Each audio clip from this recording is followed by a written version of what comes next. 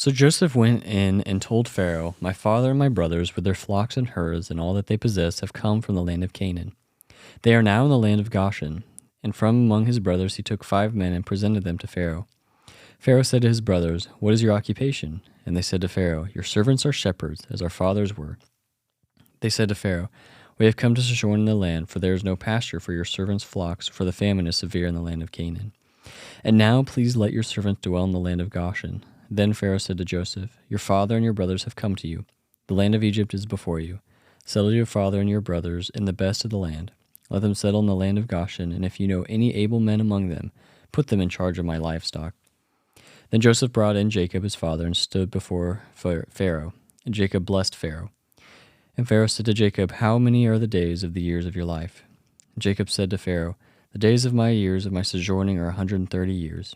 Few and evil have been the days of the years of my life, and they have not attained to the days of the years of the life of my fathers in the days of their sojourning." And Jacob blessed Pharaoh and went out from the presence of Pharaoh. Then Joseph settled his father and his brothers and gave them a possession in the land of Egypt, in the best of the land, in the land of Ramses, as Pharaoh had commanded. And Joseph provided his father, his brother, and all father's household with food according to the number of their descendants. Now there was no food in the land, for the famine was very severe. So the land of Egypt and the land of Canaan languished by reason of the famine. And Joseph gathered up all the money that was found in the land of Egypt and in the land of Canaan in exchange for the grain that they bought. And Joseph brought the money into Pharaoh's house.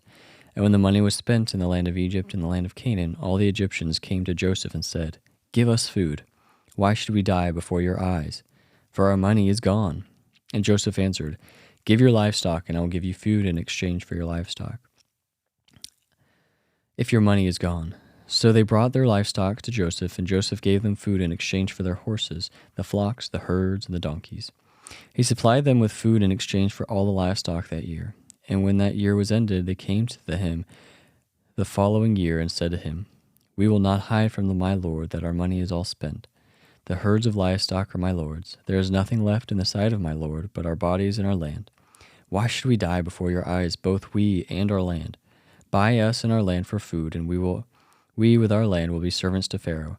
And give us seed that we may live and not die, and the land may not be desolate." So Joseph bought all the land of Egypt for Pharaoh, for all the Egyptians sold their fields, because the famine was so severe on them. The land became Pharaoh's. As for the people, he made servants of them from one end of Egypt to the other. Only the land of the priests he did not buy, for the priests had a fixed allowance from Pharaoh, and lived on the allowance that Pharaoh gave them. Therefore they did not sell their land. Then Joseph said to the people, "Behold, I have this day brought you and your land for Pharaoh. Now here is seed for you, and you shall sow the land. And at the harvest you shall give a fifth to Pharaoh, and 4/5 shall be your own, as seed for the field, and as food for yourselves and your households, and as food for your little ones." And they said, "You have saved our lives. May it please my lord. We will be servants to Pharaoh." So Joseph made it a statute concerning the land of Egypt, and it stands to this day that Pharaoh should have the fifth. The land of the priests alone did not become Pharaoh's. Thus Israel settled in the land of Egypt and the land of Goshen, and they gained possessions in it and were fruitful and multiplied greatly. And Jacob lived in the land of Egypt 17 years. So the days of Jacob, the years of his life, were 147 years. And when the time drew near that Israel must die, he called his son Joseph and said to him, "If now I have found favor in your sight, put your hand under my thigh and promise to deal kindly and truly with me. Do not bury me in Egypt, but let me die and lie with my fathers. Carry me out of Egypt and bury me in their burying place." He answered, "I will do as you have said." And he said, "Swear to me." And he swore to him. Then Israel bowed himself upon the head of his bed